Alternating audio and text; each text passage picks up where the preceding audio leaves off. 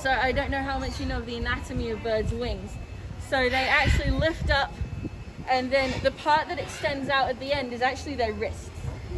So what I am teaching her so far is just to voluntarily lift up to here, up to her wrists, and then the wrists is going to be the secondary part that I'm going to teach a little bit later on. So we're going to head on over to Trudy. She is over here, and I will demonstrate.